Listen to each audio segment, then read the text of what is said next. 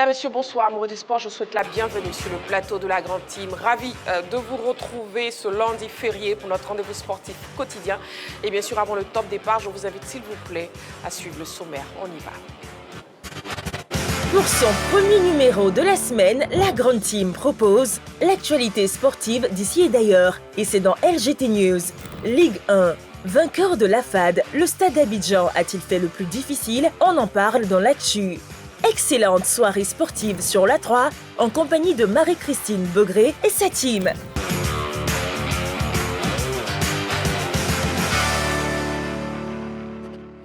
Voilà, et nous sommes là au poste pour vous. Et d'ailleurs, bonne fête de Pâques justement à toute la communauté chrétienne d'ici et d'ailleurs. Vous qui nous suivez sur la 3 chaque soir du lundi au vendredi de 20h30 à 22h. Bonne fête de Pâques à tous. Bonne fête de Pâques aussi à toute l'équipe présente déjà sur le plateau, à savoir Clément. Clément, bonsoir. Bonsoir Marie-Christine. Bonne fête de Pâques. Clément. Bonne fête de Pâques à vous également et aux amis sportifs de la 3. Voilà. Aimé Tchétché, bonsoir et bonsoir Marie-Christine. Et bonne fête de Pâques. Merci. Merci. Georges, bonsoir. Bonsoir à toutes belles. Bonne fête de Pâques à toi. Merci beaucoup. Et à tous mes parents, à Trambourou et à Teko, à Utioso et à Transua. Je les salue avec ce sourire que tu leur donnes. D'accord, on salue tous les parents de coach Georges et bonne fête à vous. Ballot, pas de bonne fête pour vous. Non, pourquoi? Bonsoir Ballot. Bonsoir Marie-Christine, voilà. Bonne fête. Je peux rétablir l'équilibre quand même. Voilà. De chanter pour les musulmans, vous allez chanter pour les chrétiens, on attend. Chanter pour les chrétiens, c'est tout. Clément, Aimé, sauvez-moi de ce Ballot. C'est exceptionnel, Ballot. Oh, merci, monsieur. Non, franchement, il est unique. Merci beaucoup, Ballot. Oui, c'est ça. Allez, amoureux du sport, c'est parti pour 90 minutes de direct en votre compagnie. Bien sûr, la question LGT de ce soir. Ligue 1, vainqueur de l'AFAD, le Stade d'Abidjan a-t-il fait le plus difficile? Pour nous joindre, vous aurez la page Facebook de la 3. Vous aurez aussi le téléphone de la 3 dont le numéro est le 27 21 59 93 99. LGT News, c'est maintenant, on y va. LGT News. Débutons les news avec le tennis. Côte d'Ivoire Challenge. Maximus Jones triomphe à Abidjan. Maximus Jones est le vainqueur de la première semaine du tournoi de tennis dénommé Côte d'Ivoire Challenge. Il a eu raison du Lituanien Ricardas Berankis en 3-7. C'était le dimanche de Pâques sur le court Arthur H à Cocody. Très solide durant toute la semaine, Berankis a finalement plié les chines face à un Jones très bon au service. Le Thaïlandais, classé 618e mondial, arrache la première manche 6-3. Mais Berankis active le mode réveil et domine le second set. On s'attendait à une troisième manche âprement disputée, mais Maximus Jones va se simplifier la tâche en breakant son adversaire au 7e jeu et reste solide pour conclure à 6-4. Et il soulève le trophée du premier tournoi ATP de l'Afrique de l'Ouest disputé en terre ivoirienne. I felt good. I think I had good preparation coming into this week's tournament, and I just felt good with the people here and the courts and just everything. Yes. Cette compétition s'est déroulée devant un bon public, dont l'ex-international footballeur ivoirien Salomon Kalou, qui a su apprécier le talent des participants. C'est la première fois qu'il y a un tournoi ATP qui s'organise sur la Côte d'Ivoire, sur Abidjan. Et pour moi, ça élève au plus haut niveau le sport ivoirien. C'est vrai qu'on est très habitué au grand match de football. On a eu la CAN, on a eu la chance de recevoir la CAN ici. Et on reçoit un très grand match de tennis. Pour moi, c'est tout l'honneur du sport ivoirien. Et en tant que sportif, c'est un plaisir d'être là et de voir un très beau match de tennis. La deuxième semaine a débuté hier, avec certainement d'autres affiches intéressantes pour les férus du tennis. Football à présent, éliminatoire aller de la Coupe du Monde féminine U17 Zone Afrique. Les Éléphantos s'imposent 1-0 devant la Guinée. Le match aller du dernier tour qualificatif de la Coupe du Monde féminine U17 Zone Afrique entre la Côte d'Ivoire et la Guinée s'est disputé dimanche dernier au stade Félix Houphouët-Boigny. Les joueuses de Koudouillon Adélaïde ont pris une petite option pour la qualification en s'imposant sur la marque de 1-0. Le but intervenu à la 54e minute de jeu est l'œuvre de Zéa Alimatou Koné. La manche retour est prévue à Bamako ce 25 avril. Une autre paire de manches que les éléphantos U17 dames entendent bien négocier pour valider leur billet pour le mondial de leur catégorie.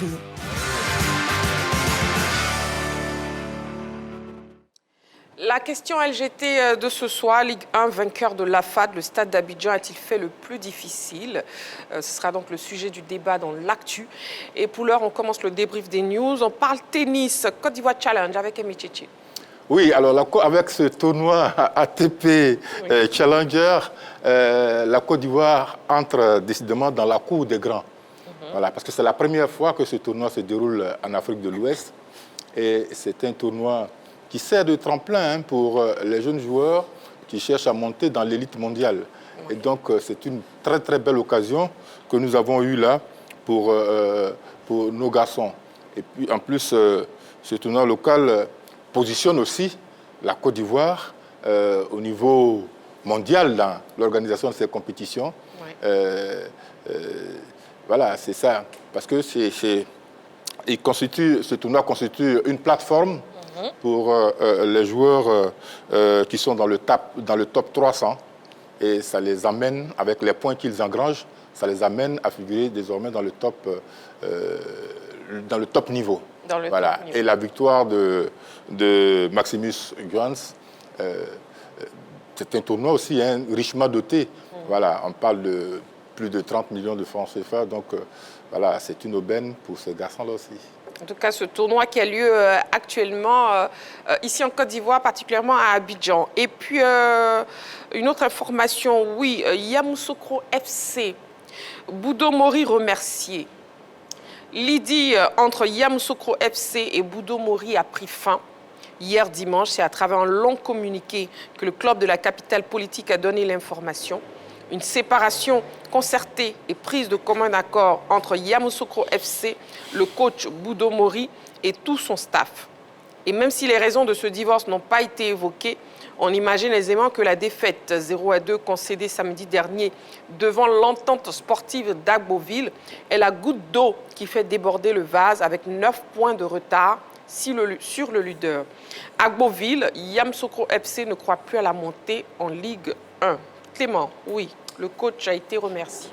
Ah ouais, tout à fait. L'histoire d'amour est terminée entre le coach Boudo Mori, qu'on se nomme Petit Zaré, que moi j'aime bien pour son apport sur le football local et puis pour sa rigueur surtout. Et j'aurais aimé que ça finisse mieux entre lui et puis cette formation de Yamoussoukro, parce que pour moi, il mérite quand même de faire monter cette formation. On sait qu'il est arrivé quand même l'année dernière où, en milieu de saison, il n'a pas eu le temps de bâtir son équipe. Et là, pour cette saison, on lui a donné quand même les moyens pour constituer son équipe. Donc, du coup, c'est lui qui forme son équipe. Et là, du côté des dirigeants de Yamoussoukro, on attendait mieux de lui. On sait que Yamoussoukro est 3e actuellement, derrière Agboville qui est le leader. Et puis, Africa Sport qui est 2e au classement. Donc, du coup, peut-être qu'il ne s'est pas bien passé du côté des dirigeants de Yamoussoukro. Comme on l'a dit, c'est sa 8e défaite de la saison face à cette formation d'Agboville qui est un concurrent direct. Peut-être que c'est, comme tu l'as dit dans ta lecture, c'est la goutte d'eau qui a fait déborder le vase du côté de cette formation de Yamoussoukro. Et on espère qu'il va se relancer. C'est quoi son bilan du côté de Yamoussoukro FC? C'est 22 matchs pour lui, c'est 11 victoires pour 3 matchs nuls et 8 défaites. Et voilà, et on sait que l'objectif de Yamoussoukro FC cette saison, c'était quand même d'aller accrocher cette montée-là. Et c'est mal parti. On va dire même que c'est quasiment terminé, plié pour eux, parce que voilà, et les chances sont très très minces du côté du club de la capitale. Et eux, peut-être qu'ils estiment qu'ils vont aller sur de nouvelles bases avec un nouveau staff et puis voilà, un nouveau coach également. Mais pour l'instant, on sait que c'est un entraîneur qui a la cote quand même aussi au niveau du football local et il va vite rebondir parce que Boudo, c'est quelqu'un qui peut faire monter une équipe. Il est capable d'apporter quand même son expertise à tout ce qui est formation de football en Côte d'Ivoire ici.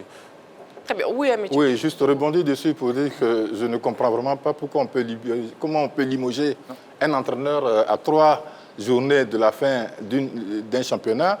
Il reste 3 matchs à jouer. Vous avez déjà tout perdu. Maintenant, vous restez dans l'élite, vous restez dans cette Ligue 2.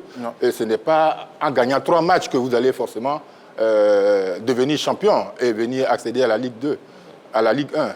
Donc je trouve ça un peu bizarre parce que les causes n'ont pas été, les causes réelles n'ont pas été annoncées. Oui. On va considérer pour notre part que c'est un limogeage pour raison de juste cause. Donc voilà, on va prendre ça comme ça, mais je trouve ça bizarre. Je trouve ça bizarre parce que celui qui va venir, ouais. C'est pas certain qu'il amène l'équipe en Ligue 1.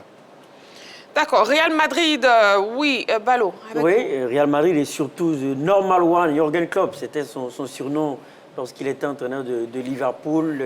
On sait tous qu'il a entraîné des clubs comme Mayence, comme le Borussia Dortmund. Aujourd'hui, il est le directeur du football d'une grande entreprise, Red Bull, directeur du football de Red Bull. Il avait dit qu'il souhaitait prendre une année sabbatique, sauf que maintenant, le Real Madrid est passé par là et on apprend, selon la presse catalane, la presse brésilienne et maintenant la presse madrilène, emmenée par son plus gros quotidien AS, on apprend que Jürgen Klopp n'est plus heureux d'être le directeur du football du Red Bull et souhaite reprendre le métier d'entraîneur, reprendre un coach, reprendre un staff ou un banc de touche.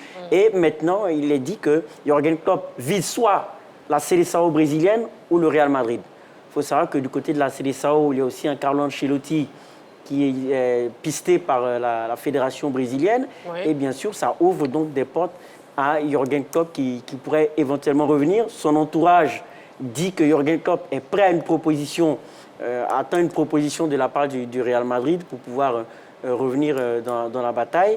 Et on attend aussi de voir la réaction de Florentino Pérez, qui doit donc se prononcer à ce niveau-là. Mais sinon, c'est une bonne nouvelle, en tout cas, pour l'équipe du Real.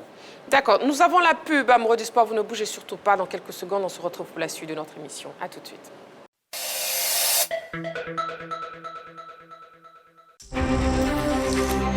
Allez, salut à tous et bienvenue dans l'heure des tchackers et merci de votre confiance. Messieurs, installez-vous confortablement le temps de cette chaude empoignade. Mais ils doivent aller gagner. Ils doivent aller prendre 3 points en déplacement.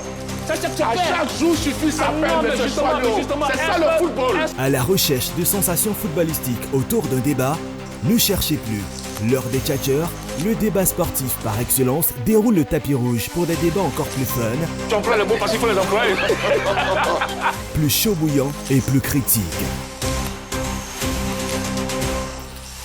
Quand tu es un compétiteur, tu ne te laisses pas marcher dessus. Je suis désolé. On peut tout me raconter, mais il n'y a pas photo. Sinon, pas parce que tu es champion d'Afrique que c'est fini, tu es titulaire à part entière.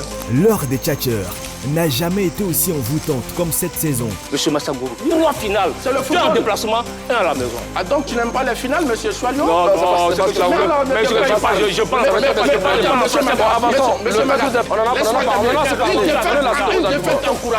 donc ça veut dire quoi? Il y a le profil, il y a la polyvalence. Oui, des éléments qui importent. Écoute-moi, laisse-moi attendre. Magat et ses tchatcheurs, sans langue de bois, vous donnent rendez-vous du lundi au vendredi à 10h en direct sur la 3. Les débats plaisir, c'est toujours sur la 3. Allez, salut. La 3, nous offrons 3 fois plus de sport.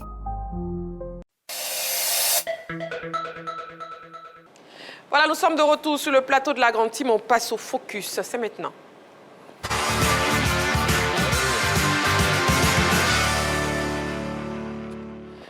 Allez, on parle donc basketball. Hein, oui, les finales de la Coupe nationale 2025 de basketball se sont disputées ce lundi de Pâques au Dôme du Palais des Sports de Trècheville. La finale dames a été remportée par FBA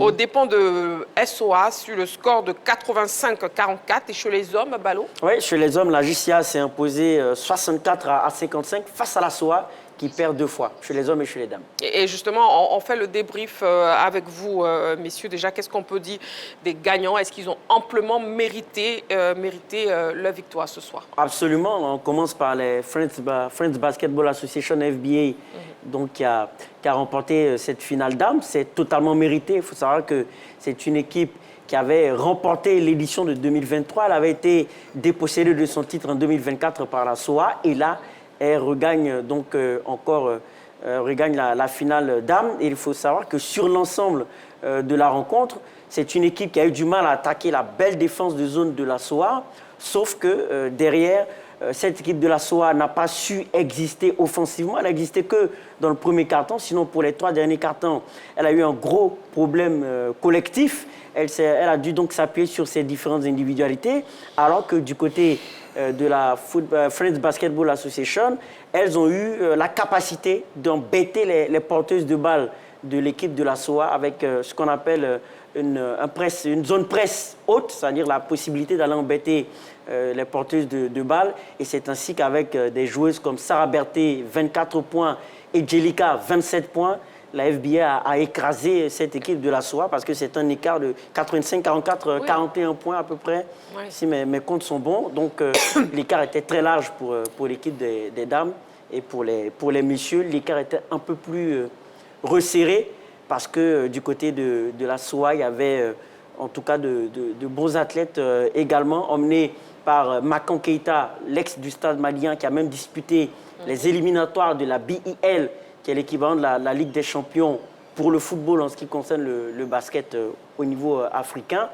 Et du côté de la JCA, elle a été plus disciplinée tactiquement, cette équipe, plus correcte défensivement, d'où cette victoire de 64-55, 9 points. Coach Kadio Georges, oui.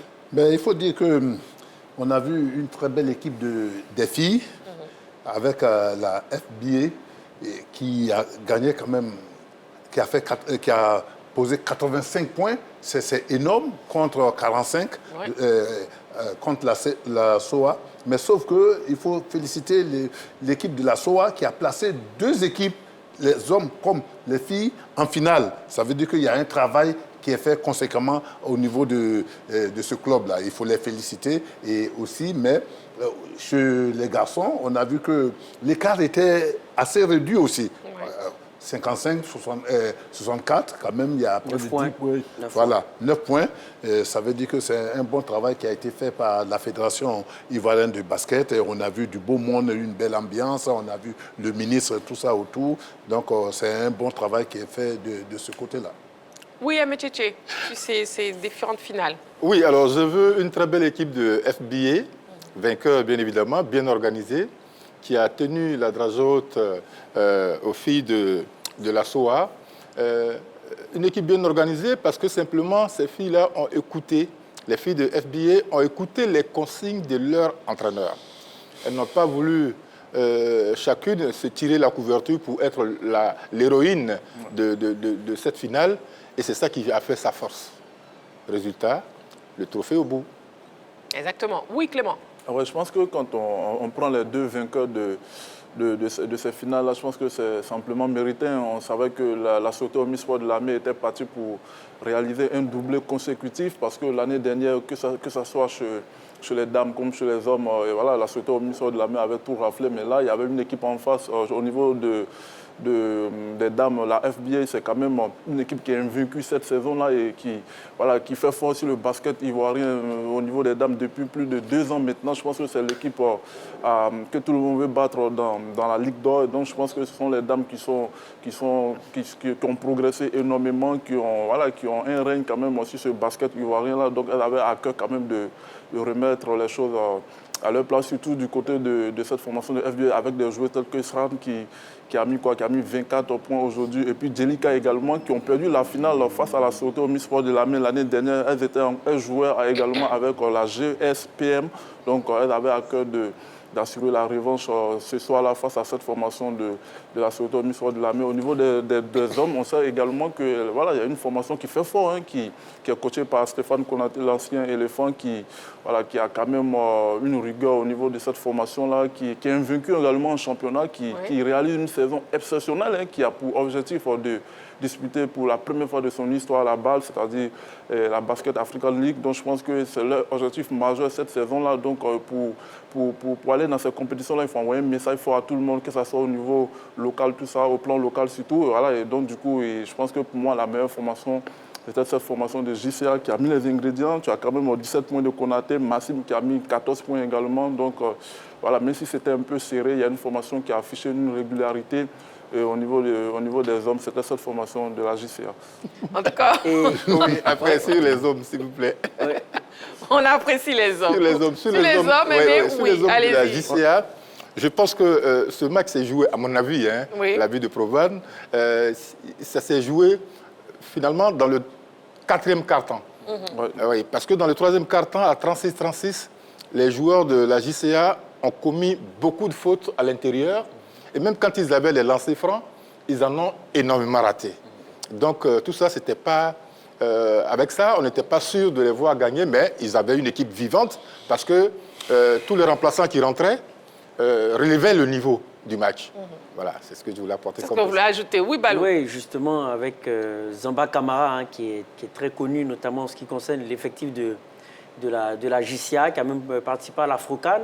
Et pour revenir aux dames, il faut savoir que sur le premier quart-temps, 18 points ont été inscrits par les filles de la FBA suite à des pertes de balles des filles de la SOA. Donc au niveau de la SOA, on a eu beaucoup de pertes de balles, on a eu une absence défensive du côté des dames, ce qui a créé donc ce score d'ampleur.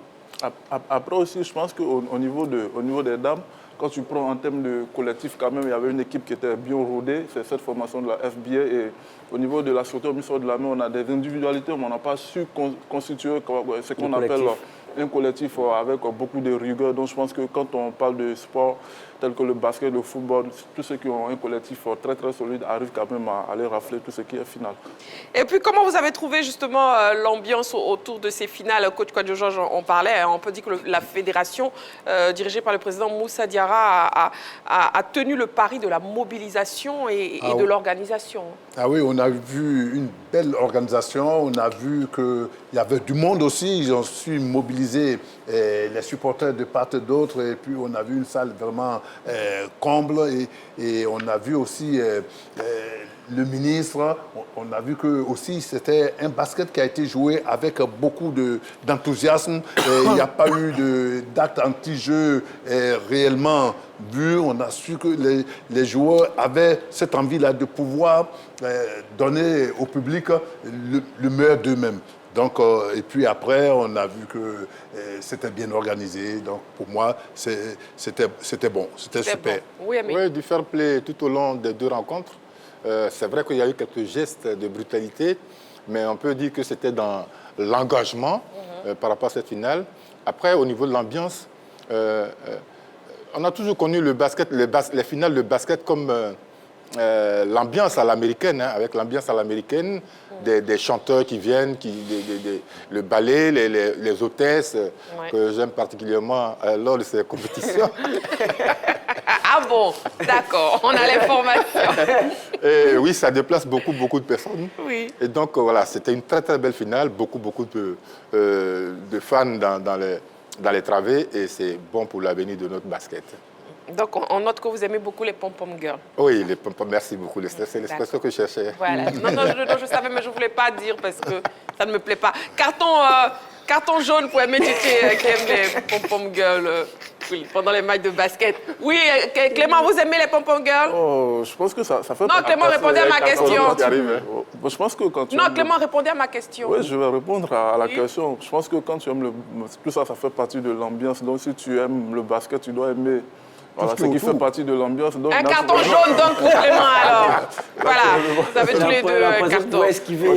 Au niveau de l'ambiance, je pense que c'était quand même un pari réussi quand même de la part de la Fédération ivoirienne de basketball, parce qu'un lundi de Pâques, comme ça, déplacer tout le monde. Et sur le match de 15h, c'est vrai que ce n'était pas encore totalement plein, mais il y avait quand même, voilà, c'était, on va dire, on va partir quand même sur du 3/5 quand même. Voilà, il y avait du bon monde dans les tribunes, les militaires qui ont assuré quand même l'ambiance. Voilà, il fallait ça. Après, pour la deuxième rencontre au niveau des hommes, voilà, je pense que tout le monde est venu et c'était quasi plein. Et c'est bien quand même parce qu'eux, généralement, ils réussissent quand même le pari de la mobilisation. Pour ceux qui vont au palais, on allait rapidement autour du palais, c'est-à-dire les habitants des 13 villes qui viennent massivement soutenir tout ça. Et bravo quand même, on va les encourager dans ce sens-là, parce qu'on sait qu'au niveau de ce sport-là, on a perdu, pas seulement qu'au niveau du basket, même au niveau du football, réussi le pari de la mobilisation, c'est pas donné à tout le monde. Et eux, ils ont réussi quand même à le faire. Dans un lundi de Pâques, ça veut dire qu'ils ont quand même des arguments très très solides.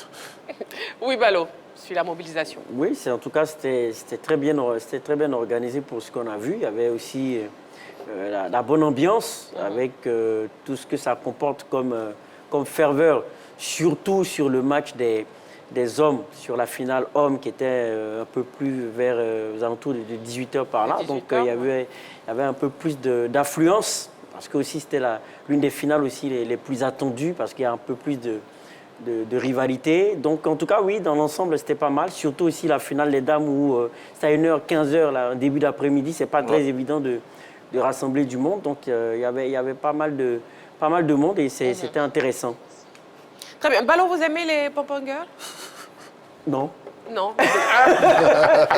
Ballon n'aime pas les pom-pom. Mais bon. Voilà. Georges, vous aimez les pom-pom girls? Bon, j'aime tout ce qui se passe au basket, mais pas... Mais pas les pom-pom girls. Pas spécialement les pom-pom girls. Ils ont peur d'assumer leur... Donc je dépose mon carton jaune. Vous pouvez bien déposer votre carton. D'accord, ok, je dépose.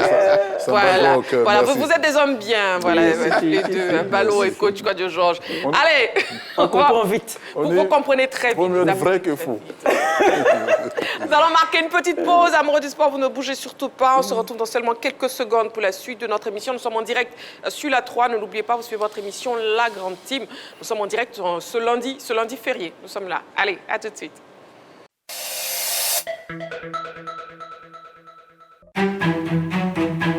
Bonjour, bonsoir. Oyez, oyez. Oyez. Suivez-nous. Merci Brissano de te mettre derrière moi. Le monsieur, il est un gabarit. Hein. Appelez-moi des demandes de déclencher du feu. Attends, il y a quoi?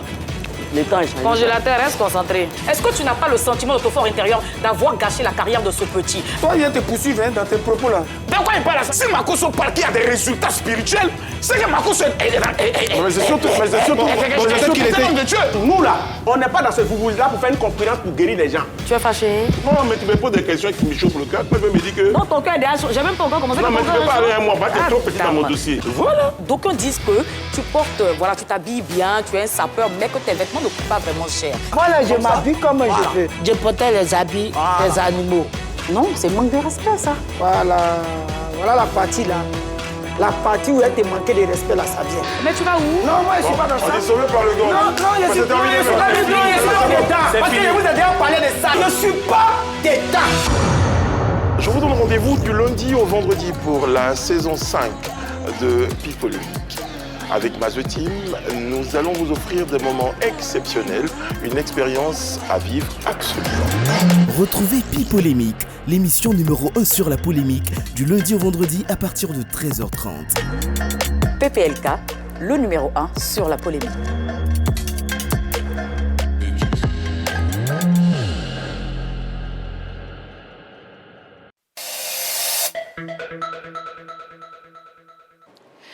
Allez, de retour sur le plateau de La Grande Team, on passe à l'actu. On y va, c'est maintenant.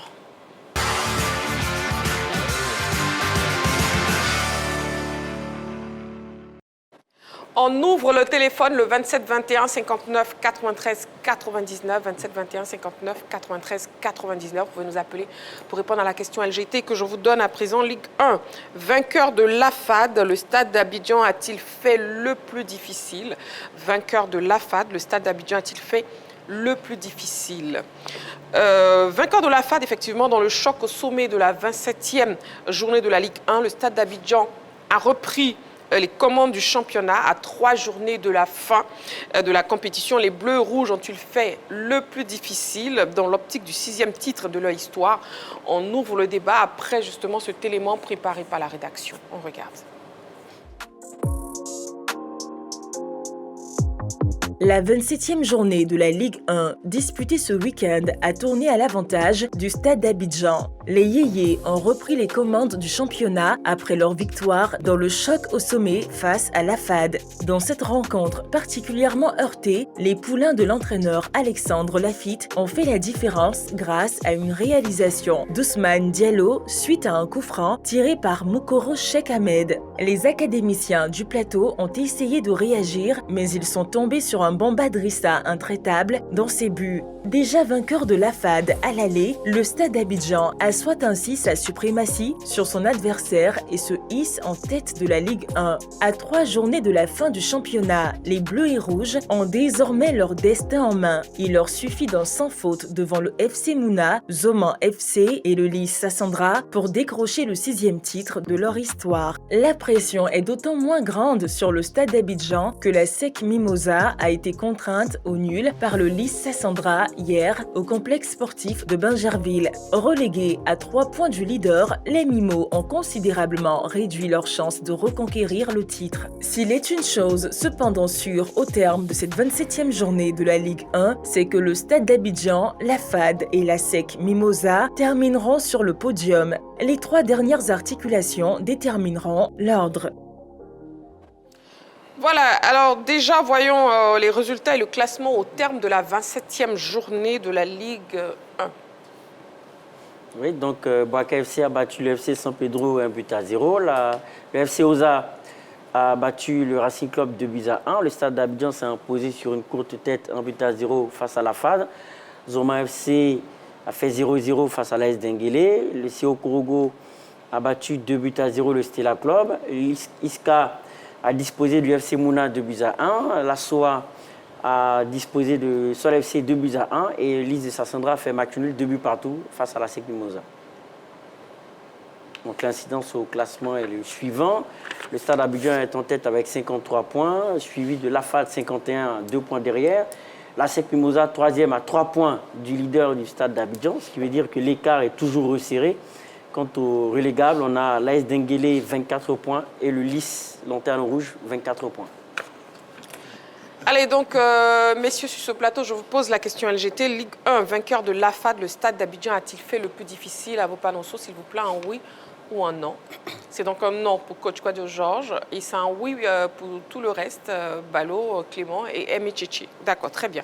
N'oubliez pas, amoureux du sport, vous pouvez nous appeler dès à présent au 27 21 59 93 99 pour participer à l'émission. Nous sommes là, nous sommes en direct jusqu'à 22h. Bien, vous pouvez nous écrire sur la page Facebook de la 3. Voilà, donc vainqueur de la FAD, le Stade d'Abidjan a-t-il fait le plus difficile? Coach Kouadio Georges, je vous laisse argumenter, s'il vous plaît. Oui, j'ai dit non parce que en sport, rien n'est gagné d'avance. Et on sait que le Stade a fait un bon parcours quand même en battant 1-0 la FAD. Je pense que c'était 3 bons points pris. Mais il reste 3 matchs. Il reste 3 matchs. Le Stade doit rencontrer Mouna, doit rencontrer Zoma et doit rencontrer Lys. Et rien n'est fait. Surtout Zoma et Mouna, ce sont 2 équipes, 2 bonnes équipes de notre championnat qui peuvent créer des problèmes au Stade. Donc pour moi, le Stade doit jouer sans perdre un seul match. Si le Stade gagne ces 3 matchs, il n'y a pas de souci que le Stade serait champion de Côte d'Ivoire. Et je pense que le Stade a les capacités de pouvoir gagner ces 3 matchs bien concentrés. Mais il faut faire attention aux jeux d'alliance qui peuvent avoir lieu. On a Mouna, on a Zoma, on se connaît tous, on sait qui est qui et qui peut aider, qui peut faire quoi. Et tout ça là, sur les 3 petits matchs. arrangements entre amis.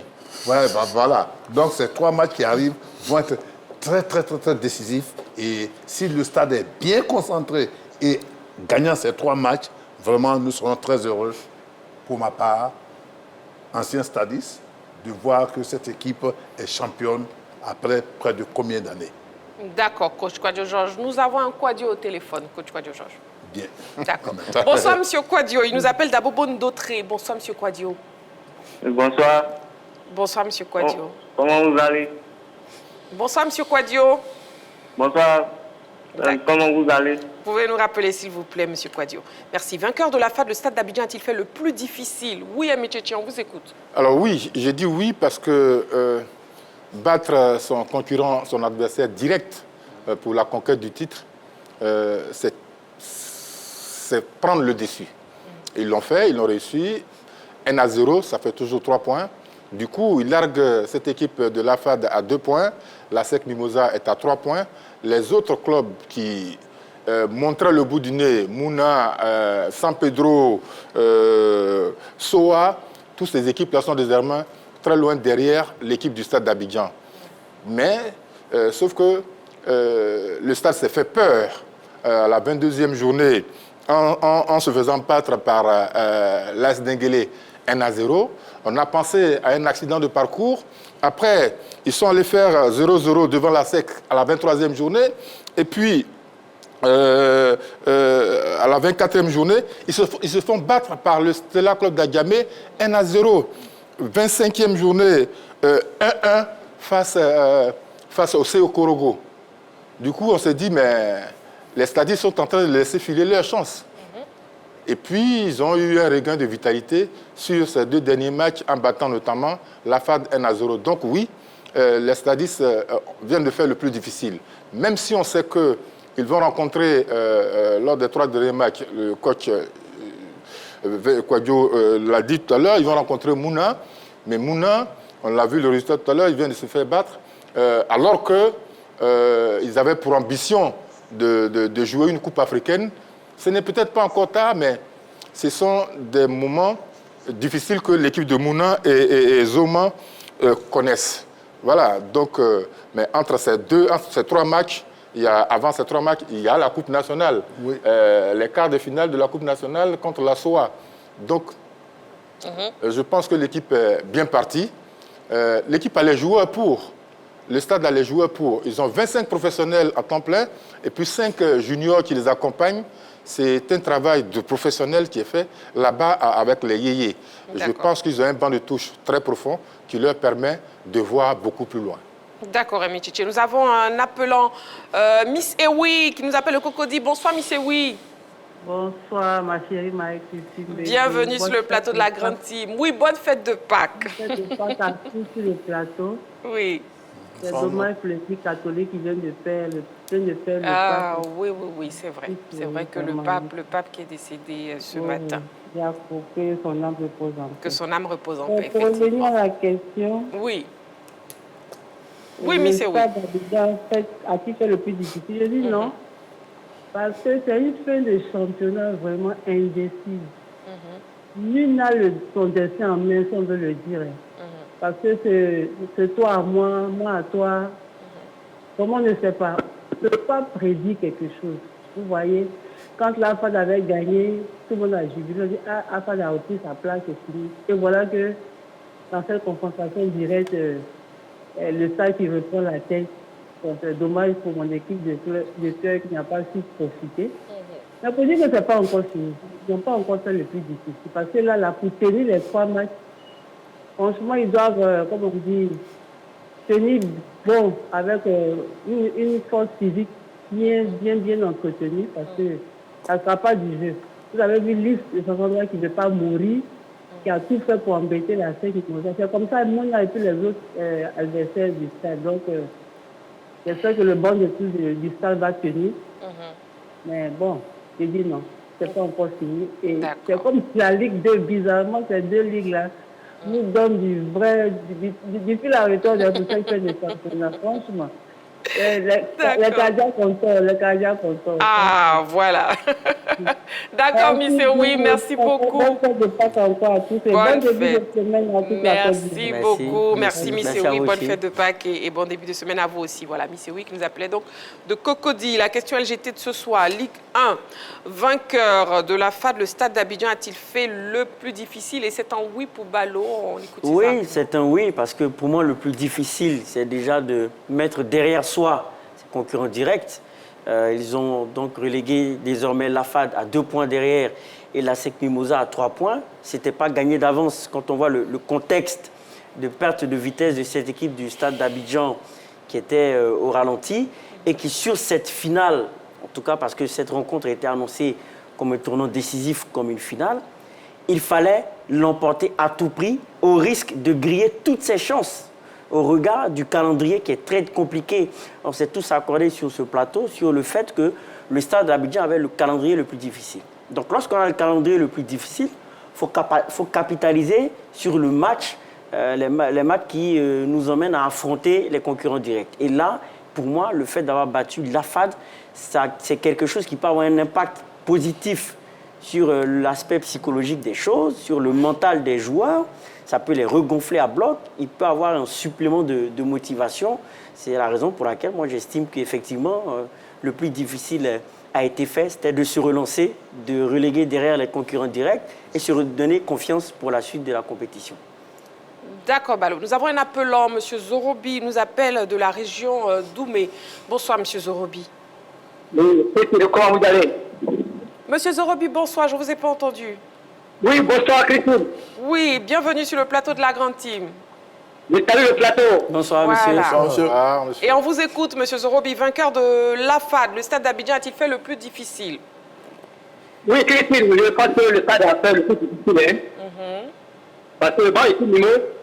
Mais ce match à 3 là, le stade avait un match de plus difficile. Voilà, parce qu'à jouer avec l'AFAD, c'est l'AFAD qui avait un match un peu moins. L'AFAD a joué sa chance. Donc, vous, à la fin de champion, le stade est champion. C'est pas qu'on va se blaguer. Là, le stade est champion. Parce que c'est le plus difficile du match du stade qui vient de jouer là. D'accord. Parce que là, le stade était une très bonne équipe, je suis très au football. Parce que je suis beaucoup le football, je suis beaucoup le football, mais vraiment, ça m'a découragé franchement. Actuellement, je suis coupé, je suis malade. Ne soyez pas malade, pardonnez. Guérissez. Guérissez rapidement, M. Zorobi. Voilà. On vous veut en bonne santé. Merci beaucoup pour votre participation à l'émission. Voilà, nous sommes en direct sur la 3 actuellement. Nous sommes en direct jusqu'à 22h.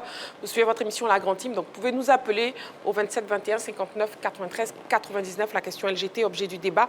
Ligue 1, vainqueur de l'AFAD. Le stade d'Abidjan a-t-il fait le plus difficile? C'est aussi un oui pour Clément. Ah ouais, oui, hein. Oui, parce que voilà, pour ceux qui étaient sur la rencontre comme moi, parce que tu es consultant sur la rencontre, il fallait être là pour sentir quand même le poids et puis la tension, que ce soit au niveau des 22 acteurs, au niveau des supporters, au niveau même du staff technique de ces deux formations, où même il y a eu quand même la bagarre entre les deux bandes. Donc, pour mesurer quand même l'importance de cette rencontre-là, si on était au tennis, on parlerait quand même d'une balle de match bien négociée par cette formation du stade Abidjan, parce que pour moi, quand tu bats un concurrent direct, on parle des matchs difficiles à négocier, que sont les formations des Oman, que sont les formations de Lys de Sassandra et puis voilà, Mouna. Moi, je pense que l'un des matchs les plus difficiles pour le stade Abidjan, c'est quand même cette formation du stade de l'AFAD qui est difficile à manœuvrer. Hein. Et vous avez vu le score de cette rencontre-là, c'était très très tendu, que ce soit dans les duels tactiques et autres. Et eux, quand même, à l'expérience, parce qu'ils ont fait ce recrutement-là, parce qu'ils savaient qu'on allait avoir des virages dangereux dans ce championnat-là. Et ils ont un recrutement, ils ont fait ça sur l'expérience, sur de la bouteille, des garçons tels que Aka et Sis Baudelaire, des garçons tels que Zébréyan, quand même, qui tiennent cette formation du stade Abidjan. Donc, dans cette bataille de nerfs-là, ils ont été plus solides que cette formation de l'AFAD. Donc, ils ont fait déjouer. Pour moi, ils ont fait déjouer cette formation de l'AFAD parce que voilà, l'AFAD n'a pas joué au football. Elle est tombée dans le piège du duel physique imposé par cette formation du stade Abidjan en première période. Et quand tu arrives quand même à battre voilà, l'une des équipes les plus difficiles au classement, c'est-à-dire le premier au classement qui est cette formation de l'AFAD, pour moi, tu as quand même fait le plus difficile parce que c'est quand même 6 points plus 1 pour cette formation du stade. Pourquoi? Parce qu'ils négocient ce qu'on appelle un calendrier voilà, qui était un peu compliqué et puis un virage très dangereux parce que dans la même journée, dans cette même journée, c'est-à-dire dans cette 27e journée, tu as quand même l'ASEC Mimosa qui jouait face au Lys de Sassandra. Donc en cas de match nul entre ces deux formations-là, l'ASEC passait devant et voilà, ils ont bien négocié ce virage. Et pourquoi encore? Parce qu'ils ont remporté ce qu'on appelle la bataille psychologique qui va leur permettre de mieux négocier les matchs qui arrivent face aux Oman, face à cette formation de Mouna également, parce que quand tu sors vainqueur de tel duel, ça veut dire que tu as quand même des ressources nécessaires, que ce soit mentalement, physiquement, techniquement. Donc, moi, ils sont mieux préparés, voilà, parce qu'ils vont aborder avec beaucoup plus de confiance et de certitude dans les 3 rencontres qui restent. Et bravo à eux quand même. Et voilà, moi, je pense que c'est l'équipe qui est mieux armée pour aller chercher ce titre-là, parce qu'ils ont un effectif, pas un effectif de 12-13 joueurs, mais comme l'a dit Aimé Tchétché, un effectif de 25 joueurs. Donc, ils arrivent quand même à avoir l'équilibre. C'est coach quoi, je change même qui. Oh, sacré Clément, nous avons un appelant. Monsieur Clément, quand il est lancé, hein, voilà. Ah ouais, Monsieur Loa Bondé, il nous appelle de Daloa. Bonsoir, monsieur Loa Bondé. Bonsoir, madame. Bienvenue sur le plateau de la Grande Team. Je salue le plateau. Voilà, merci à vous. Bonsoir, monsieur. On vous écoute. Ligue 1, vainqueur de la FAD, le Stade d'Abidjan a-t-il fait le plus difficile? Non, ce n'est pas le plus difficile. Malgré le match nul là, il peut reprendre encore la tête. Ce n'est pas le plus difficile qu'ils ont joué. C'est qu'ils ont avancé un pas qui est très important. Mais les 3 matchs là, ça reste à jouer. D'accord, ok. Ce n'est pas le plus difficile qu'il a joué. Il a fait un pas devant. D'accord. C'est bien noté, monsieur. Important. C'est bien noté, monsieur Loabondé. Merci beaucoup. Merci. Voilà, vous qui nous appelez de Daloa. Merci beaucoup à vous. Déjà, voyons le calendrier de fin de saison du trio de tête. Le calendrier de fin de saison, avant de poursuivre.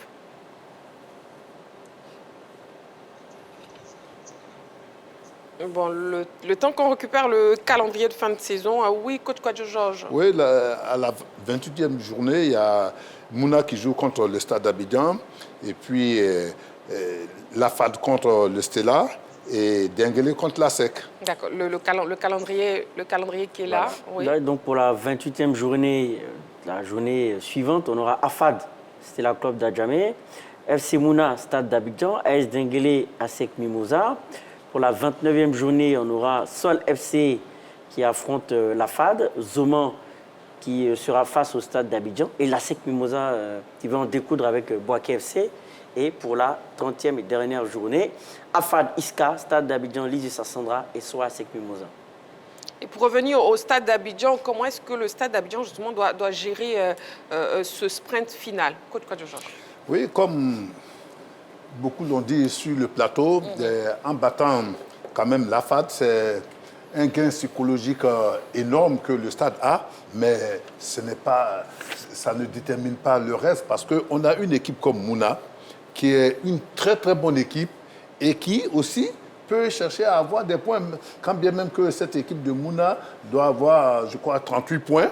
Mais elle peut chercher à gagner ses matchs, donc elle va jouer crânement. Et si elle joue crânement, le Stade aussi est obligé de jouer. Donc, pour moi, le Stade doit jouer chaque match de ces 3 matchs-là comme une finale, comme le Stade l'a fait contre la FAD, aller chercher, même si c'est un seul but à 0, ça suffit pour cette peine de cette journée-là.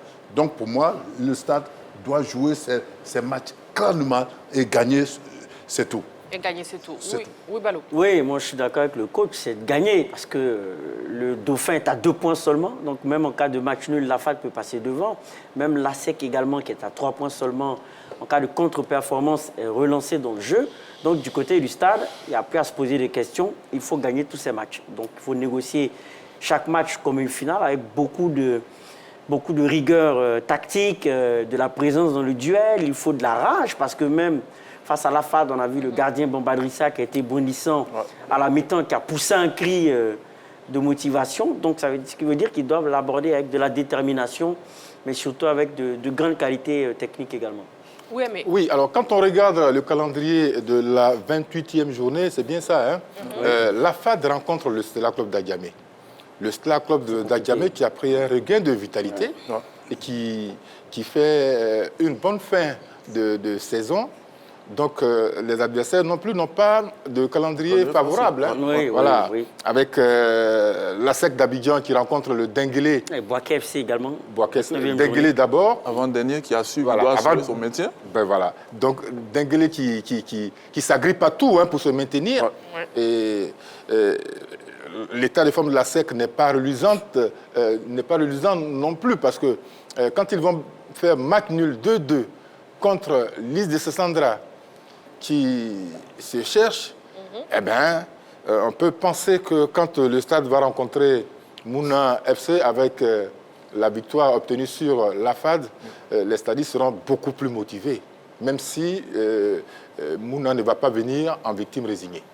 Et on a Alexandre Lafitte, justement, entraîneur du Stade d'Abidjan, qui a réagi à notre micro à la fin du match, ayant opposé son équipe à la FAD. On l'écoute. Ouais, c'était un gros match, forcément avec beaucoup d'intensité, d'engagement. Le match était très coupé aussi par l'arbitrage et c'est bien parce qu'on a réussi à marquer sur coup de pied arrêté. C'est notre 20e but de la saison sur coup de pied arrêté, donc Il y a des moments où il faut savoir aussi marquer différemment. Et c'est bien parce qu'après, on a réussi à faire le dos rond à la fin pour aller chercher ces 3 points très importants. Oui, de toute façon, c'est clair. On sait que maintenant, il reste que 3 finales. Voilà. On sait qu'il y a Mouna dans 2 semaines. Il faudra prendre les 3 points et enchaîner par la suite. Avec Zoma et Lisa Sandra. Oui, Clément, déjà, quelle appréciation faites-vous du travail du technicien français? Je pense qu'il fait un formidable boulot. Hein. Moi, c'est la capacité à faire passer son message parce que dans son effectif, il y a des joueurs qui sont plus âgés que lui. Voilà, et donc c'est très difficile. C'est l'un des coachs, c'est l'un des coachs les plus jeunes du championnat là, et moi j'apprécie son jeu de couloir dans son 4-3-3, voilà, où il met beaucoup d'intensité au milieu avec des garçons tels que Bayo, Kwanda, et puis il mise sur la vitesse de ses ailiers, que ce soit au départ avec Ahmed Diomondé ou encore avec des garçons tels que Assalé et autres, et Cheikh Moukoro qui font quand même la ligne offensive de cette formation. C'est un entraîneur qui ne laisse rien au hasard, hein, que ce soit dans les tribunes, que ce soit sur le banc et sur la pelouse également. Et hier, en bordure de la pelouse, le samedi en bordure de la pelouse, quand on lui posait la question avec le présentateur du jour, il dit mais écoutez, ça me fait mon 27e but aussi, un coup de pied arrêté, et il l'a utilisé parce que le match il était cadenassé, il fallait des détails, et lui il a utilisé ce détail-là, qui est le coup de pied arrêté, voilà, un ballon sur coup de pied arrêté travaillé, et puis Diallo Ousmane qui va couper la trajectoire au deuxième poteau pour dire que voilà, il travaille tout. C'est un coach qui sait faire progresser énormément ses joueurs, et pour moi c'est l'un des meilleurs tacticiens de cette Ligue 1 ivoirienne. D'accord. Oui, coach Georges. Oui, je pense que c'est un très bon technicien, il fait un bon travail, mais il faut dire aussi qu'autour du stade d'Abidjan, il y a quand même un grand président qui a déjà une bonne vision, qui permet avec le président Karim de faire un gros travail. Donc c'est toute une équipe au stade d'Abidjan qui fait un gros travail et qui avance ensemble. Donc aussi, il faut dire aussi que l'entraîneur, quelle que soit sa jeunesse, ça n'a rien à voir avec ses capacités techniques et sa personnalité de pouvoir couvrir son équipe. Donc, on a Nagelsmann. C'est pour ça que je t'ai fait un signe.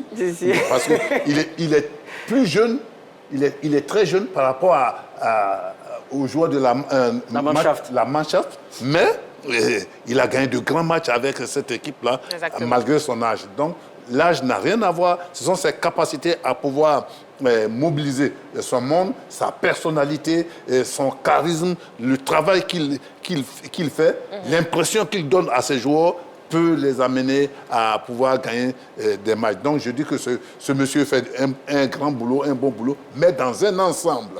C'est très important. Très bien. Oui, sur le coach, je pense que c'est un très bon entraîneur. Tout le monde est unanime à le reconnaître. Mais ce qui fait la différence avec les autres, c'est qu'il est très communicateur. Il est très communicateur et dans ses gestes, on le voit. Et tactiquement, il a su donner confiance à des joueurs comme Bamba Drissa, le gardien de but, hein, qui au départ faisait beaucoup de fantaisie, mais qui est très très efficace aujourd'hui.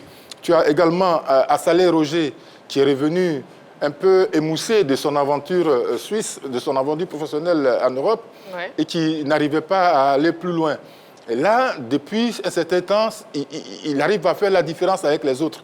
Tu as également Diallo Ousmane qui a été recruté pendant la saison dernière et qui, grâce à lui, grâce à son but là, sur ce coup franc, permet au stade d'Abidjan de faire la différence. Mais un élément important, c'est Kwaku Mansour. Kwaku Mansour, il est latéral droit. Mais quand vous le voyez jouer, il a été transformé en Achraf Hakimi. Oui, comme Achraf Hakimi joue. C'est-à-dire qu'il laisse son poste de latéral droit quand le mouvement est enclenché, il coulisse dans le milieu de terrain, il fait partie des milieux de terrain. À tel point quand on le voit, on ne sait plus, on ne sait pas à quel poste il joue. Il est dans un jeu, dans une forme de joueur hybride qui prend de l'espace, qui avale de l'espace. On le retrouve même quelquefois sur le côté gauche. Et ça bonifie le jeu du stade d'Abidjan. C'est vrai qu'on ne le voit pas très clairement, mais en tout cas, nous qui avons l'œil, on réussit à le détecter et c'est vraiment extraordinaire. Je trouve ça bien. Il donne la confiance. Quand un joueur est en confiance, c'est comme ça qu'il joue. Un dépassement de fonction. Un dépassement de fonction, oui, il est comme un piston, on va dire. Allez, bon, déjà, l'ASEC, on va terminer avec l'ASEC Ballot. Oui, est-ce que les Mimos peuvent encore rêver du titre? Oui, c'est possible. Mathématiquement, c'est possible. Mais est-ce que les conditions sont assez on va le dire, acceptables ou des conditions réjouissantes ou sinon des conditions qui peuvent entretenir l'espoir, moi je dirais que j'ai un peu quelques doutes. Ils sont à 3 points mathématiquement, mais là, tout le monde s'attendait quand même à une équipe de la SEC ayant les moyens, les armes de faire la course derrière l'équipe de la FAD, étant donné qu'on a tous jugé que son calendrier était quand même un peu plus abordable sur le papier par rapport à ses concurrents directs, compte tenu de son expérience, compte tenu du fait que c'est le plus gros palmarès avec 27 titres. Donc, en ce qui concerne le championnat ivoirien, avec cette expérience de gestion des dernières lignes droites, tous les ingrédients nous emmenaient à penser que l'ASEC était en mesure de faire le jeu derrière la FAD, mais force est de constater que la mission est plus difficile qu'on ne le pensait, avec ce match nul du Lys de Sassandra qui, moi, me surprend. C'est vrai que le Lys est une équipe intéressante dans le jeu, techniquement parlant, mais actuellement, ce n'est pas une grande équipe du Lys qui est en plus lanterne rouge.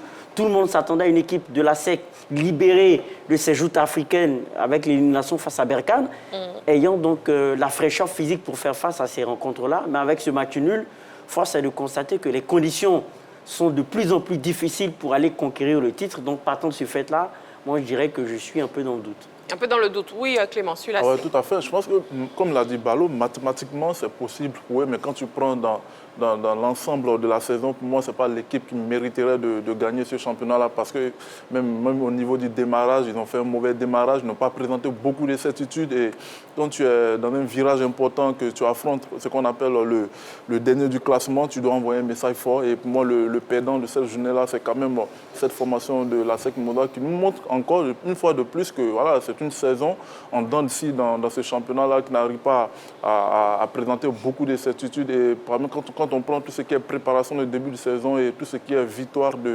dans cette Ligue 1 ivoirienne, même si le stade a laissé filer quelques opportunités face à Denguele, face à Ostela et puis ce match une face à la SEC, mais pour moi, il y a 2 formations qui méritent quand même d'aller chercher ce titre-là. C'est quand même cette formation du stade Abidjan et puis derrière, je vois la FAD, mais pour ce que la SEC représente comme histoire du football ivoirien, ça veut dire que c'est un club qui a l'habitude de négocier également ces virages-là, puisque c'est le club le plus titré. Donc s'il y a des opportunités, s'il y a des cadeaux qui lui ont, voilà, que ses adversaires vont lui offrir, la SEC, on ne va pas s'en priver, elle va aller chercher quand même ce nouveau titre-là. Oui, coach Georges, sur la SEC.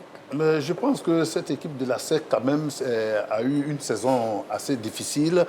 Il a fallu recruter au beau milieu du championnat pour combler. Est-ce que la mayonnaise a bien pris et les joueurs Il y a beaucoup de choses qui nous amènent à dire que cette équipe de la SEC n'est pas au mieux de sa forme. Donc, c'est une équipe sur laquelle on ne peut pas compter à 100%. Mais, quand même, la SEC a son passé. La SEC a son palmarès. La SEC peut toujours gagner des matchs importants et pouvoir passer par devant si les autres ne font pas l'effort qu'il faut, si les autres ne gagnent pas, si la FAD ne fait pas le travail qu'il faut, si le stade ne fait pas le travail qu'il faut, mais la SEC pourra passer. Et pour terminer, oui, sur la SEC. Oui, sur la SEC Mimosa, je dois dire en toute honnêteté que la défaite, le match nul contre Lys Sassandra fait carrément désordre.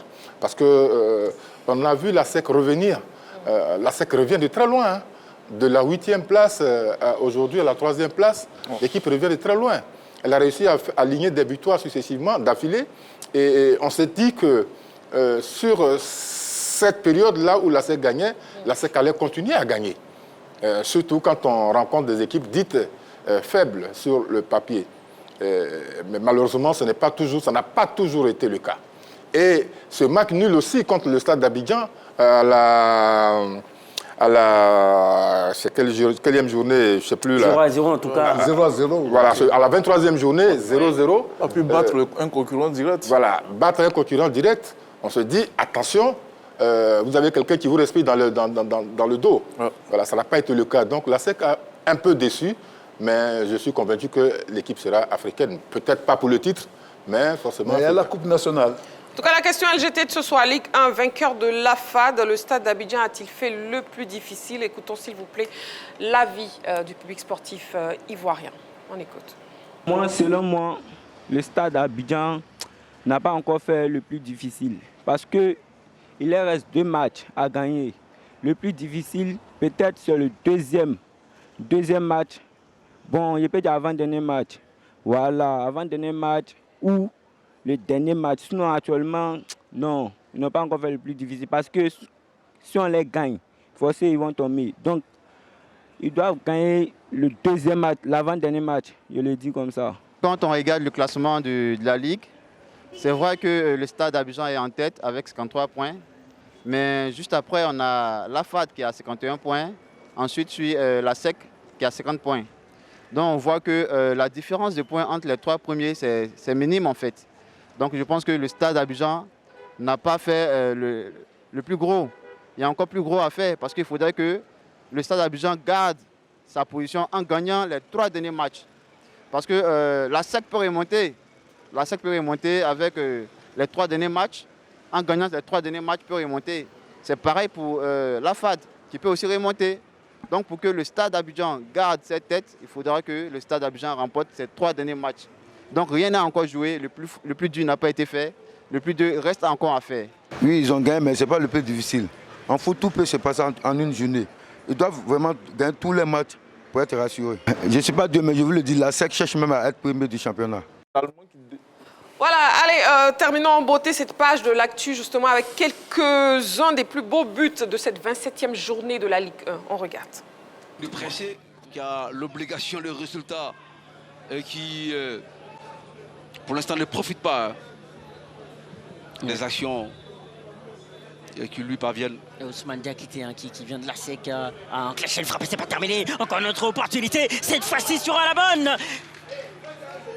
Mais voilà, oui, à force d'insister, cette fois-ci sera la bonne pour l'équipe de Isca qui a fini par faire sauter le coffre-fort, qui a fini par trouver la solution, qui a fini par avoir les clés du succès offensif en ouvrant la marque pratiquement à la 24e minute de jeu. On revoit justement ce ballon dans le dos de la défense de Mouna. Camara Tidiane bien placé, qui va relancer loin devant pour Ako Isaac, qui va pouvoir récupérer ce ballon. Le contrôle est bon, il va tenter de se retourner. La frappe d'Ako Isaac. Et oui, finalement, ça t'a au bout du filet. Ako Isaac fait parler la poudre. Le talent, la classe, la magie s'est opéré du côté du stade Robert Champroux. 66e minute de jeu. La gâchette d'Ako Isaac a parlé. 10e but cette saison en championnat pour le jeune attaquant de Mouna. Un but partout. 48e minute. Moukoro envoie Saba. Ousmane Diallo qui va marquer pour le Stade d'Abidjan pour ouvrir le score à la 48e minute. On vous le disait tantôt. Attention, cette balle, le corner, disons, le coup franc envoyé au corps de la défense de la FAD. Et Ousmane Diallo était là. Il ouvre la marque à la 48e minute pour les Yéyés de Côte d'Ivoire, le Stade d'Abidjan. Du beau jeu lors de la première période, il ne manquait plus le but. Et voilà.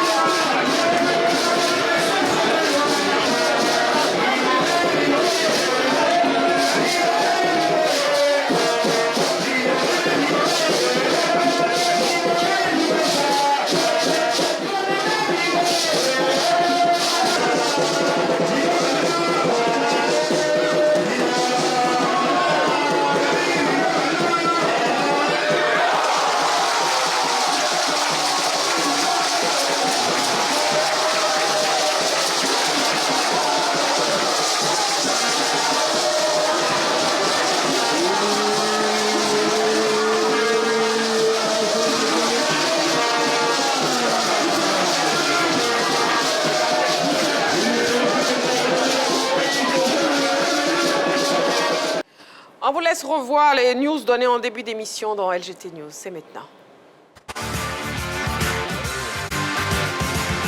LGT News. Débutons les news avec le tennis. Côte d'Ivoire Challenge. Maximus Jones triomphe à Abidjan. Maximus Jones est le vainqueur de la première semaine du tournoi de tennis dénommé Côte d'Ivoire Challenge. Il a eu raison du Lituanien Ričardas Berankis en 3-7. C'était le dimanche de Pâques sur le court Arthur H à Cocody. Très solide durant toute la semaine, Berankis a finalement plié les chines face à un Jones très bon au service. Le Thaïlandais, classé 618e mondial, arrache la première manche 6-3. Mais Berankis active le mode réveil et domine le second set. On s'attendait à une troisième manche âprement disputée, mais Maximus Jones va se simplifier la tâche en breakant son adversaire au 7e jeu et reste solide pour conclure à 6-4. Il soulève le trophée du premier tournoi ATP de l'Afrique de l'Ouest disputé en terre ivoirienne. I felt good. I think I had good preparation coming into this week's tournament, and I just felt good with the people here and the courts and just everything. Yes. Cette compétition s'est déroulée devant un bon public, dont l'ex-international footballeur ivoirien Salomon Kalou, qui a su apprécier le talent des participants. C'est la première fois qu'il y a un tournoi ATP qui s'organise sur la Côte d'Ivoire, sur Abidjan. Et pour moi, ça élève au plus haut niveau le sport ivoirien. C'est vrai qu'on est très habitué au grand match de football. On a eu la CAN, on a eu la chance de recevoir la CAN ici. Et on reçoit un très grand match de tennis. Pour moi, c'est tout l'honneur du sport ivoirien. Et en tant que sportif, c'est un plaisir d'être là et de voir un très beau match de tennis. La deuxième semaine a débuté hier, avec certainement d'autres affiches intéressantes pour les férus du tennis. MotoGP, Jorge Martin est sorti de l'hôpital après son accident. Une semaine après avoir été victime d'un accident au Grand Prix du Qatar qui lui a valu une semaine d'hospitalisation, Jorge Martin a quitté hier l'hôpital. Le pilote espagnol doit toutefois attendre que son état s'améliore avant de retourner en Europe pour des soins appropriés. Le diagnostic des médecins révèle que le champion du monde en titre souffre de plusieurs fractures. Il a passé un scanner qui a révélé une augmentation du pneumothorax, ce qui rendra nécessaire la mise en place d'un drainage aspiratif. Il devra rester en observation pendant quelques jours à l'hôpital jusqu'à ce que le pneumothorax se résorbe, a confié son équipe. Le pilote de 27 ans souffre aussi des côtes cassées. L'examen final montre des fractures sur les arcades postérieures droites. Rugby top 14. Swan Rebadge prolonge son bail à Toulon. Le RCT vient d'officialiser la prolongation du contrat de Swan Rebadge.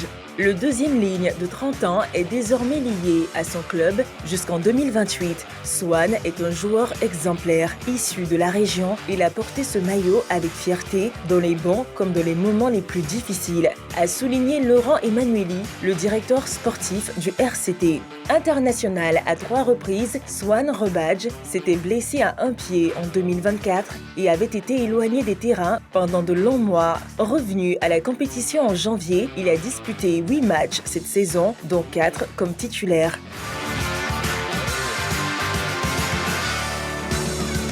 Football à présent, éliminatoire aller de la Coupe du Monde féminine U17 Zone Afrique. Les Éléphantos s'imposent 1-0 devant la Guinée. Le match aller du dernier tour qualificatif de la Coupe du Monde féminine U17 Zone Afrique entre la Côte d'Ivoire et la Guinée s'est disputé dimanche dernier au stade Félix Houphouët-Boigny.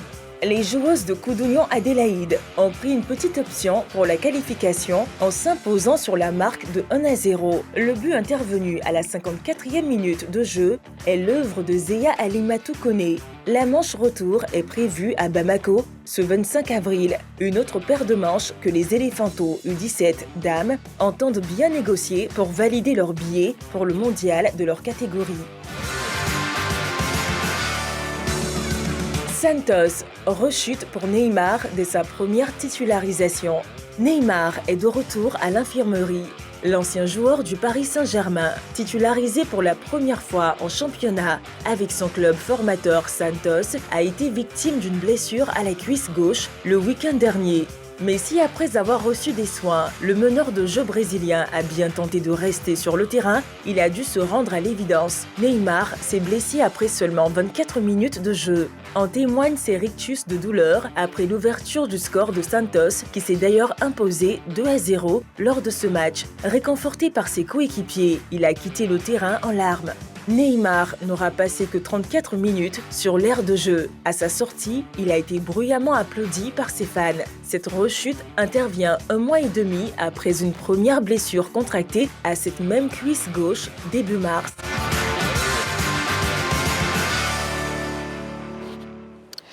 Voilà, nous avons un deuxième sujet pour l'actu CAN U17 Maroc 2025. Oui, déjà qualifié pour la prochaine Coupe du Monde au Qatar. La sélection ivoirienne des cadets a décroché la médaille de bronze de la CAN U17 Maroc 2025 après sa victoire face au Burkina Faso et on en parle. Coach Kouadio Georges, oui, les éléphantaux qui décrochent la médaille de bronze. Oui, il faut les féliciter parce qu'ils ont été héroïques quand on a suivi ces matchs et on a vu comment les gens ont pu mettre des lasers partout dans les yeux de ces jeunes gens qui se sont sortis d'affaires. Il faut les féliciter. Et puis, bon, on a eu quand même un bon avant-centre qui a marqué quand même 7 buts. Et il a été meilleur buteur ex aequo avec le Burkinabé. Et je crois que nous avons eu une très belle équipe, des jeunes gens qui, je pense que d'ici 3 à 4 ans, pourront toquer à la porte de l'équipe nationale A. Et puis on a le grand gardien aussi. Le grand gardien aussi.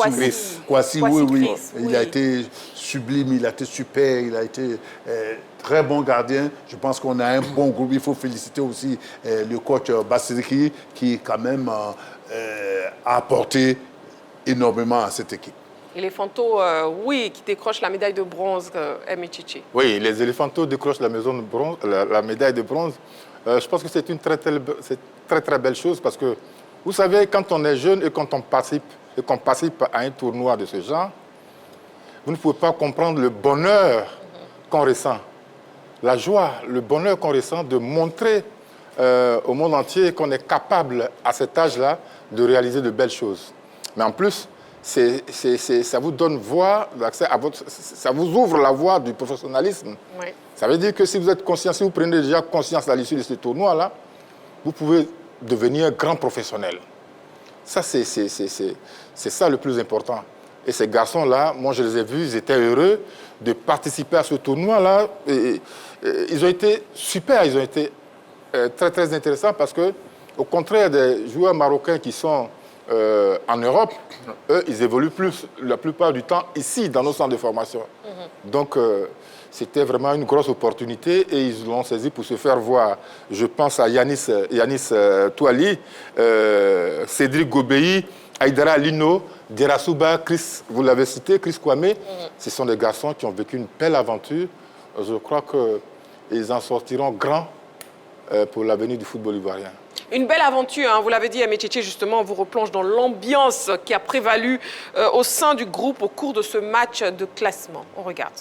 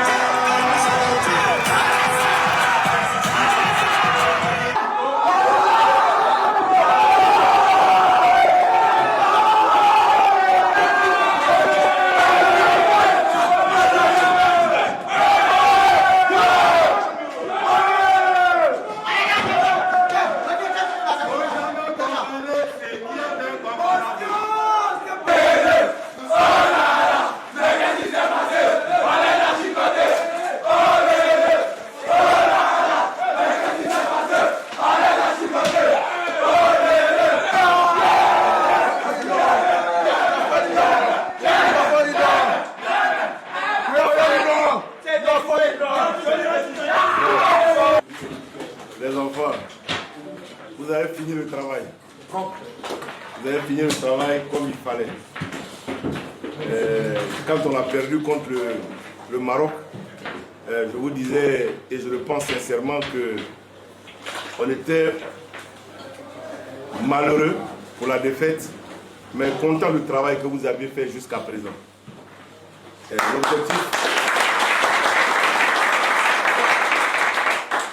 premier objectif, c'était la qualifier pour la Coupe du Monde. Vous êtes qualifiés, donc félicitations encore une fois pour ça.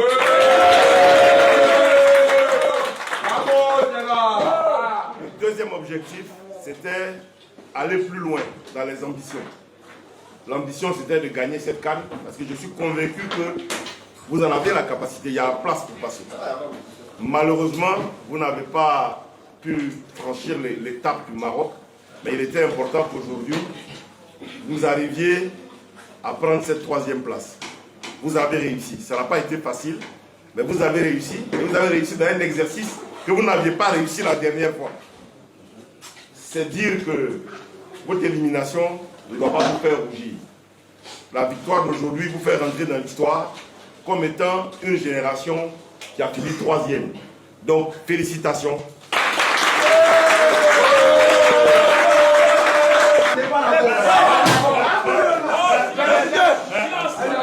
Écoutez, attention.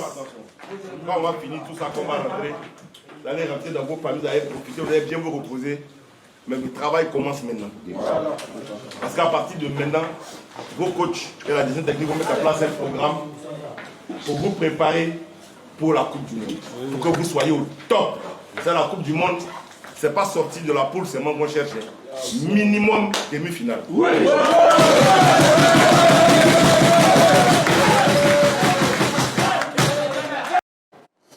Voilà la joie des éléphantos avec à la fin les propos justement du président de la Fédération ivoirienne de football.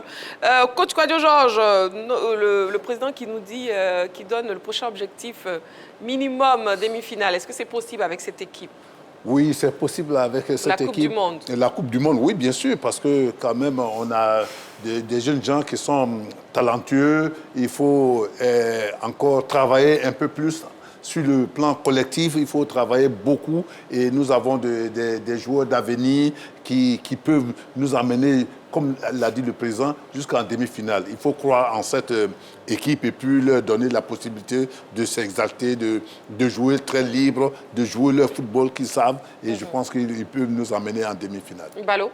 Oui, c'est possible et c'est surtout ambitieux de la part du président de la Fédération. C'est bien aussi d'être ambitieux, se servir de ça pour motiver aussi, parce que c'est cela l'objectif en parlant du fait de se hisser en demi-finale minimum, c'est de motiver les jeunes garçons, les encourager à rester sur leur lancée. Mais moi, j'ai aimé le discours un peu paternaliste, paternel derrière. Allez vous reposer et revenez en force. Ça, c'était très intéressant. Mais effectivement, dans le potentiel intrinsèque, il y a la possibilité d'accéder à ce niveau-là, parce que depuis 1987, où on a accroché la 3e place à une Coupe du Monde de cette catégorie, on n'a plus réalisé de telles performances. Donc oui, c'est l'opportunité avec cette génération d'aller réaliser cela. Et voilà le bilan des éléphantos justement à la CAN U17 Maroc 2025.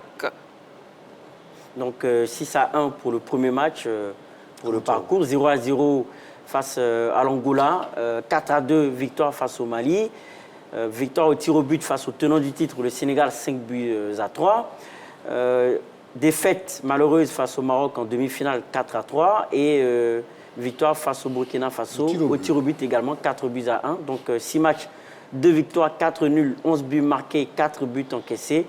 Et nos buteurs sont Alino Aïdara qui a terminé meilleur buteur de la compétition avec 7 buts avec Tapsoba. Oui. Boulaye Sissé, Kouadio Mobio, Toali, Yanis, eux ont inscrit un but.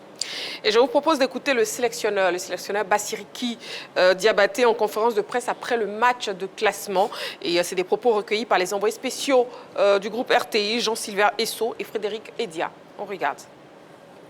Pour un dernier match, les garçons se sont lâchés. C'est ce qu'on demande et c'est ce que moi je prône. Ce football total, sans calcul, fait d'insouciance, de spontanéité. Et comme d'habitude, ce sont des gamins. Sur un petit moment d'inattention, et on prend un but sur un coup de pied arrêté, et après ils se remettent. Et je vous avais promis du jeu. Je crois que vous avez été servi sur ce match. Il fallait donner du temps de jeu à ceux qui n'ont pas joué. Pour nous, l'enjeu n'était pas, certes de taille, mais n'était pas la priorité. La priorité, c'était surtout de permettre à d'autres garçons de s'exprimer. Et je pense que malgré le fait qu'ils aient pris un but sur un moment d'inattention, ils ont produit ce qu'on attendait d'eux et ils ont présenté la copie espérée. Et par la suite, naturellement, ceux qui ont plus de rythme, quand ils rentrent, ça fait la différence tout naturellement. Mais surtout, je félicite l'état d'esprit. Certains joueurs n'auraient pas accepté le statut que certains garçons comme Aïdara et autres ont eu aujourd'hui. Mais en toute humilité, ils l'ont accepté parce que pour nous, c'est le groupe qui est mis en avant. Voilà les propos donc, du sélectionneur Bassiriki. Clément. Ah ouais, tout à fait. Hein. Bassiriki, d'abord félicitations à lui. Et puis, pour moi, il est dans son environnement, c'est-à-dire le football de jeunes. On l'a vu avec le Racing Club d'Abidjan, avec le U15 également. Et puis, il commence à devenir ce qu'on appelle une identité pour la Côte d'Ivoire. Et voilà, il est important pour les sélections d'avoir une identité. Et lui, il fait un formidable boulot quand même. Et on espère qu'il va assurer lors de la Coupe du Monde au Qatar. Et ça sera un format élargi à lui d'aller avec ses arguments. Et la compétition qui a été remportée pour la première fois par le Maroc. Le Maroc, est-ce que c'est un beau champion? Aimé? Oui, c'est un très beau champion. Le Maroc s'est donné les moyens pour gagner cette compétition, des infrastructures de haut niveau, des stades d'entraînement de grande qualité. Tout ça a concouru pour faire de cette équipe du Maroc une équipe redoutable. Ah. Voilà, résultat, ils ont gagné la compétition. Voilà, le Maroc donc vainqueur. Et puis voyons le palmarès complet de la CAN U17 Maroc 2025. Oui, Maroc champion d'Afrique, finaliste le Mali, troisième place et médaille de bronze pour la Côte d'Ivoire. Meilleur buteur Alino Aïdara de la Côte d'Ivoire. Ashraf Tabsoba du Burkina, 7 buts. Meilleur joueur Abdellah Ouazane du Maroc. Meilleur gardien Chouaib Belarouche du Maroc, meilleur entraîneur Nabil Baha du Maroc, équipe Fair Play le Mali. Elle est qualifiée pour la Coupe du Monde 2025. Nos représentants africains sont le Maroc, le Mali, la Côte d'Ivoire, le Burkina Faso, la Tunisie, le Sénégal, l'Afrique du Sud, la Zambie, l'Égypte et l'Ouganda. Donc l'Afrique de l'Ouest est 3 fois représentée dans cette liste. Donc, à fin de la CAN U17 Maroc 2025 avec les Éléphantos qui décrochent la médaille de bronze et qualifiés pour la Coupe du Monde Qatar. Donc, voilà, c'est une bonne chose de faite. La grande team de ce soir, c'est terminé. Merci beaucoup, messieurs. Merci, Clément. Merci, Marie-Christine. Merci, Aimé Tchétché. C'est moi. Merci, coach Kouadio-Georges. Merci, notre toute belle. Merci beaucoup. Merci, Balo. Je vous en prie. Voilà. On est où tout à l'heure pour le poulet de la Pâque? D'accord, Balo, on va aller manger tout à l'heure. Allez, merci beaucoup, amoureux du sport. Rendez-vous est donc pris demain en direct 20h30. D'ici là, prenez soin de vous. Et n'oubliez pas, faites toujours du sport.